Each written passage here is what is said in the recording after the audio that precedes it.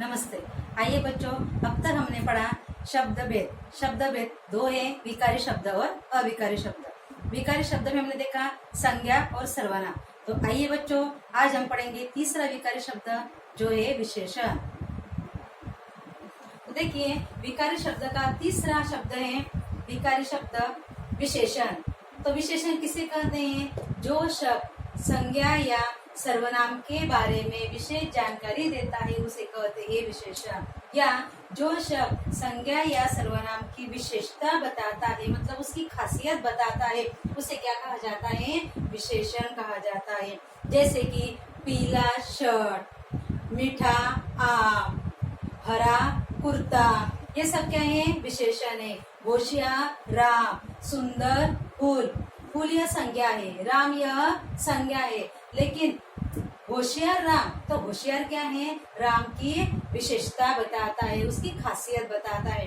अगर हमने कहा सुंदर फूल, अगर हमने कहा सुंदर फूल, तो देखो बच्चों, यहाँ पर फूल क्या है? संज्ञा है।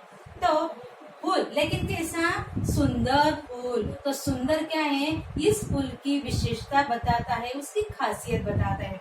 फूल तो बहुत सारे होते हैं, लेकिन ये फूल कैसा है? सुंदर है, इसलिए वो क्या है? उसकी विशेषता है, उसकी खासियत है। तो याद रहे, विशेषण किसे कहा जाता है? ऐसा शब्द, ऐसा पद जो किसी भी संज्ञा या सर्वनाम की विशेषता बताता है, उसे विशेषण कहते हैं। अगर हमने कहा पीला शर्ट, तो शर्ट क्या है? संज्ञा है, लेकिन पीला क्या है? उसके लिए पीला उसका रंग बताता है, तो इसलिए पीला क्या है? विशेषण है। तो याद रहे, किसी भी संज्ञा या सर्वनाम के बारे में विशेष जानकारी देने वाले शब्द को क्या कहते हैं?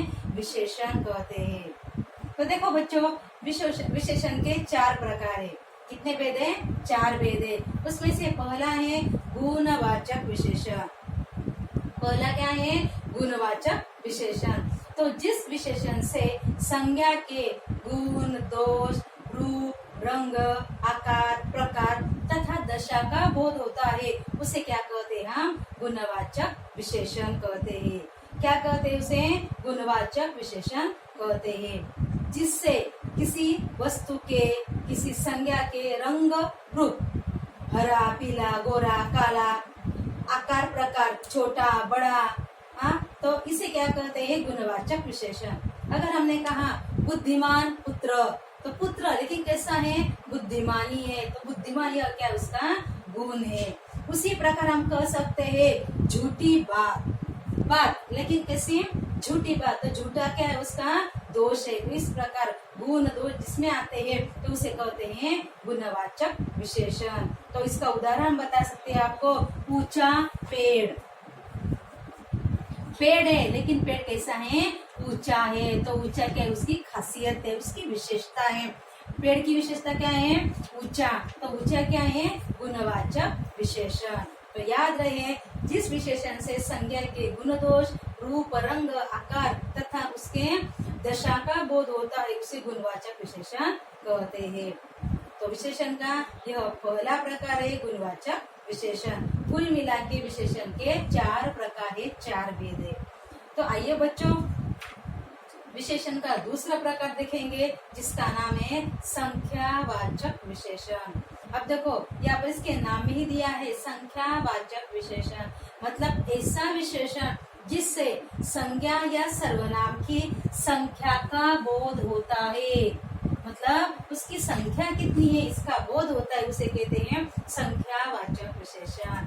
जिस विशेषण से संज्ञा की संख्या का बोध होता हो, उसे संख्यावाचक विशेषण कहते हैं। यहाँ पर हमने पहले में देखा, गुणवाचक विशेषण में देखा कि संज्ञा के रंग, रूप, आकार तथा उसके दशा का बोध होता है। और दूसरे में हमने देखा कि संख्यावाचक विशेषण मतलब संज्ञा की संख्या का बोध होता है, ऐसा विशेषण जिसे कहते हैं संख्यावाचक विशेषण। अब इसका उदाहरण क्या बता सकते हैं हम? 5 उंगलियां, 2 आम, ये क्या? इसके संख्यावाचक विशेषण। आम, लेकिन कितने हैं? 2, तो 2 क्या है? उसकी संख्या का बोध कराता है, इसलिए 2 संख्यावाचक विशेषण है। तो याद रहेगा बच्चों। अब देखो, तीसरा जो है वो है विशेषण का तीसरा भेद जो है परिमाणवाचक विशेषण। परिणाम नहीं, परिमाण, प्रमाण, उसकी मात्रा, तो परिमाणवाचक विशेषण। अब परिमाणवाचक विशेषण किसे कहते हैं? जिस विशेषण से संज्ञा के परिमाण, परिमाण मतलब क्या? उसका प्रमाण, मतलब उसका वजन, उसका तोल, उसका माप जो होता है, नाप जो होता है, उसे कहते हैं परिमाण। तो विशेषण से संज्ञा के परिमाण, मतलब वो जो संज्ञा है वो कितनी है, उसका वजन, उसका तोल, उसका माप की जानकारी मिले, उसे परिमाणवाचक विशेषण कहते हैं। जैसे हम कहेंगे 2 लीटर दूध, 1 किलो शक्कर, थोड़ी शक्कर, अधिक गर्मी, 4 मीटर कपड़ा, तो ये सब क्या आएगा? परिमाणवाचक विशेषण आएगा। अगर हमने कहा 4 मीटर कपड़ा, यहाँ पर ये क्या होगा? ये मीटर क्या है उसका? 4 तो संख्यावाचक विशेषण है, लेकिन यहाँ पर मीटर क्या है? प्रमाण बताया है, तो वह क्या है? परिमाणवाचक विशेषण है।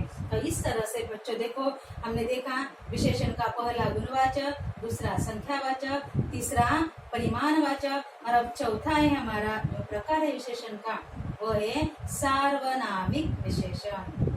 अब देखिए सार्वनामिक विशेषण मतलब क्या? तो जो सर्वनाम संज्ञा के पहले आकर उसकी विशेषता बताता है, उसे सार्वनामिक विशेषण कहते हैं।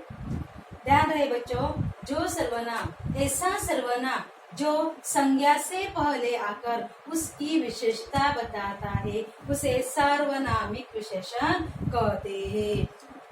अब कैसे? अगर हमने कहा किसी मकान के बारे में, हमने कहा किसी मकान की बात की, तो हम क्या कहेंगे? देखो इधर, मकान पंचायत घर है। तो अगर देखो मकान क्या है? यहाँ पर संज्ञा है, और ऐसा, इसकी डेफिनेशन क्या देखी हमने कि जो सर्वनाम संज्ञा से पहले आकर उसकी विशेषता बताता है। अब यहाँ पर अगर ऐसा आया, वह मकान या यह मकान पंचायत घर है, मतलब ऐसा सर्वनाम जो मकान से पहले आया, संज्ञा से पहले आया, और यह वह शब्द क्या बताता है? इस मकान की खासियत। क्या बताता है? इस मकान की खासियत। वह मकान पंचायत घर है, मतलब मकान की खासियत वह सर्वनाम बताता है, और उसकी खासियत क्या है? कि वह पंचायत घर है। और उदाहरण देखो, यह कपड़ा जापान से आया है। कपड़े की खासियत क्या है? कि वह जापान से आया है। तो यह कपड़ा, कपड़े से पहले यह सर्वनाम आया है, और यह शब्द कपड़े के बारे में विशेष जानकारी बताता है कि वह जापान से आया है। तो इस प्रकार सार्वनामिक विशेषण मतलब ऐसा सर्वनाम जो संज्ञा के पहले आकर उसकी विशेषता बताता है, उसे सार्वनामिक विशेषण कहते हैं। तो बच्चों आप समझ ही गए होंगे कि विशेषण और उसके 4 भेद, उसके उदाहरण आपको आपकी नोटबुक में ये सब लिख रखना है। अब देखो, हम विकारी शब्द पढ़ रहे थे। पहला संज्ञा पढ़ा, दूसरा सर्वनाम पढ़ा, तीसरा विशेषण पढ़ा, और अभी विकारी शब्द चौथा और आखिरी है वो है क्रिया। अब क्रिया किसे कहते हैं? जिस शब्द से किसी कार्य के होने या करने का बोध हो, या वाक्य को अर्थ प्राप्त करने का काम कौन करती है? क्रिया करती है। क्रिया के बिना कोई भी वाक्य अर्थपूर्ण नहीं बनता, तो उसे कहते हैं क्रिया। तो क्रिया की डेफिनेशन है, जिस शब्द से या पद से किसी कार्य के होने या करने का बोध हो, उसे क्रिया कहते हैं। उदाहरणार्थ पढ़ना, लिखना, सोना, उठना, बैठना, गाना, खाना, पीना, आना, जाना, ये सब क्या है? क्रिया है। अब ये जो क्रिया है सारी मैंने आपको कुल मिला के एक साथ बता दी। उठना, बैठना, सोना, रोना, धोना, खाना, पीना, सब आ गए एक साथ। लेकिन इन सभी क्रियाओं के 2 भागों में विभाजन किया जाता है। तो क्रिया के 2 प्रकार है, क्रिया के 2 भेद है। एक है सकर्मक क्रिया और दूसरी है अकर्मक क्रिया। तो देखिए पहले सकर्मक क्रिया किसे कहते हैं? तो देखो बच्चों, ऐसी क्रिया जो क्रिया कर्म के बिना अपना अर्थ पूरा नहीं कर सकती, उसे सकर्मक क्रिया कहते हैं। कर्म के बिना अपना अर्थ पूरा नहीं कर सकती, मतलब क्या, उस वाक्य में कर्म डाले बगैर वह वाक्य अर्थपूर्ण नहीं बनता, उसका मीनिंग अधूरा रहता है, तो उसे कहते हैं सकर्मक क्रिया। सकर्मक क्रिया मतलब क्रिया के साथ, कर्म के साथ, सकर्मक, कर्म मालूम है ना, जिस पर क्रिया का प्रभाव पड़ता है उसे कर्म कहते हैं। देखो बच्चों, कर्म किसे कहते हैं, जिस पर क्रिया का प्रभाव पड़ता है उसे कर्म कहते हैं, जिसे हम अंग्रेजी में ऑब्जेक्ट कहते हैं, बराबर है ना। तो सकर्मक क्रिया मतलब जो क्रिया कर्म के बिना अपना अर्थ पूरा नहीं कर सकती उसे सकर्मक क्रिया कहते हैं। मतलब इस वाक्य में कर्म की आवश्यकता होती है, उसके बिना वो वाक्य अधूरा रहता है। उदाहरण देखिए, आदित्य ने फोटो खींचा। अगर हमने इस वाक्य में ऐसा कहा आदित्य ने खींचा, अगर हमने ऐसा वाक्य कहा आदित्य ने खींचा, तो वाक्य मीनिंग खुलेगा नहीं, यह अर्थपूर्ण वाक्य नहीं है। वहां पर प्रश्न उठता है कि क्या, मतलब वहां पर कर्म की जरूरत है। तो इस यहाँ पर ये जो फोटो हमने यहाँ पर डाला तो ये क्या है, कर्म है। मतलब ऐसी क्रियाएं जो कर्म के बिना अपना अर्थ पूरा नहीं कर सकती उन्हें कहते हैं सकर्मक क्रिया। तो इन सकर्मक क्रियाओं में बहुत सारी क्रियाएं जैसे कि काटना, तोड़ना, धोना, खींचना, ये क्या है, सकर्मक क्रिया के उदाहरण है। पढ़ना, करना, बनाना, लिखना, ये सब क्या है, सकर्मक क्रिया। अगर आपने कहा मैंने काटा, तो वहां पर आपको बताना पड़ेगा कि क्या काटा, आम काटा, पेड़ काटा, तोड़ा तो पौधा तोड़ा, ऐसा कुछ तो आपको बताना पड़ेगा, तब जाके आपका जो वाक्य है वह अर्थपूर्ण बनेगा। तो देखिए बच्चों, याद रहे सकर्मक क्रिया मतलब जिस वाक्य में कर्म की आवश्यकता होती है, उसके बिना वो वाक्य पूरा नहीं होता, उसे सकर्मक क्रिया कहते हैं। ध्यान में रहेगा। फिर अब देखो, क्रिया का दूसरा भेद है, दूसरा प्रकार है, वो है अकर्मक क्रिया। अब जैसे हमने सकर्मक क्रिया पढ़ी, उसके बराबर विरुद्ध अपोजिट जो है वो है अकर्मक क्रिया। तो जो क्रिया बिना कर्म के अपना अर्थ पूरा करती है उसे अकर्मक क्रिया कहती है। सकर्मक क्रिया में कर्म की आवश्यकता होती है, किसके लिए, वाक्य का अर्थ पूरा करने के लिए, लेकिन अकर्मक क्रिया में कर्म की जरूरत नहीं होती है, बिना कर्म के ही वो वाक्य अपना अर्थ पूर्ण करता है, उसे कहते हैं अकर्मक क्रिया। तो देखो उदाहरण, गीता रोती है, गीता हंसती है, गीता सोती है। तो यहाँ पर बताने की जरूरत है कैसी रोती है, कैसे सोती है, कैसे गाती है, बताने की जरूरत नहीं। मतलब ये जो है रोती, हंसती, गाती, ये जो क्रिया है वह कैसी है, अकर्मक है, उन्हें अपना अर्थ पूरा करने के लिए कर्म की जरूरत नहीं पड़ती। आना, जाना, बनाना, बहना, ये सब क्या है, अकर्मक क्रियाएं है। तो देखो बच्चों, यहाँ पर कर्ता, कर्ता मालूम आपको किसे कहते हैं, तो कर्ता मतलब क्या, क्रिया करने वाला, कार्य करने वाला, उसे क्रिया कर्ता कहते हैं। और कर्म किसे कहते हैं, कि जिसके ऊपर क्रिया का प्रभाव पड़ता है उसे कर्म कहते हैं।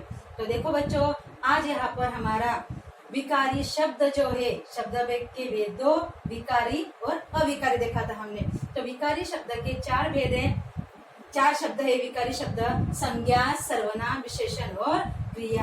तो हमने ये चारों भी पढ़ लिए हैं, यहाँ तक कि उसके जो भेद है वो भी हमने पढ़ लिए हैं, उनके उदाहरण भी हमने पढ़ लिए हैं। तो मैं आशा रखती हूँ कि ये सब आपको ध्यान में आ गया होगा। तो आपको आपके नोटबुक में ये सारा का सारा लिखकर रखना है। जब हमारा क्लास शुरू होगा तो आपकी जो नोटबुक है वो सारी की सारी चेक की जाएगी। तो please like, share and subscribe my channel. Thank you.